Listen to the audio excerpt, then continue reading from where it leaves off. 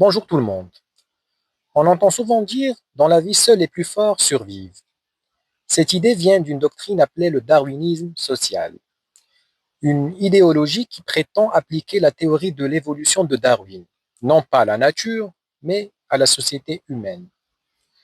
Aujourd'hui, on va voir ce que c'est vraiment, d'où ça vient, pourquoi ça séduit, et surtout pourquoi c'est dangereux. Alors, d'où vient le darwinisme social? Charles Darwin a étudié l'évolution des espèces. Il a montré que dans la nature, les organismes s'adaptent pour survivre. Mais Darwin lui-même n'a jamais dit que cette loi devrait être appliquée à la société humaine.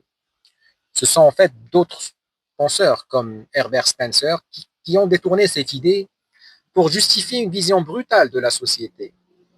Ils ont tout simplement affirmé que les riches sont riches parce qu'ils sont plus forts et les pauvres sont pauvres parce qu'ils sont plus faibles, tout simplement. Alors, ce que dit le darwinisme social repose sur une idée très simple. La vie serait une compétition permanente. Les plus forts réussissent, les plus faibles disparaissent. Dans cette vision, l'aide aux pauvres serait inutile, la solidarité serait une faiblesse, l'égalité serait contre nature. Quelque part, la société devient alors une jungle. Alors pourquoi ce darwinisme social ou cette idéologie est dangereuse pour la société? En fait, le darwinisme social a servi à justifier le racisme, le colonialisme, l'exploitation des ouvriers et même certaines idéologies extrêmes. Quand on dit que les faibles méritent leur sort, on tue la compassion, on transforme la souffrance humaine en simple règle de jeu. Et cela ouvre la porte à toutes les injustices. Alors pourquoi cette idée est toujours présente aujourd'hui?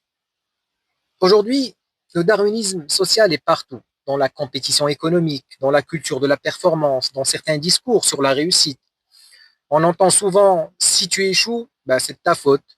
Si tu n'y arrives pas, c'est que tu n'es pas assez fort. Ce langage est quelque part un héritage direct du darwinisme social. Ce que l'histoire nous apprend est clair. Les sociétés les plus fortes ne sont pas celles qui écrasent les faibles. Au contraire, ce sont celles qui protègent les plus fragiles. La coopération entre êtres humains ou entre sociétés a fait autant pour l'humanité que la compétition. L'homme ne s'est pas seulement imposé par la force, mais par l'entraide. En conclusion, le darwinisme social simplifie la réalité. Il réduit l'homme à un animal en lutte permanente.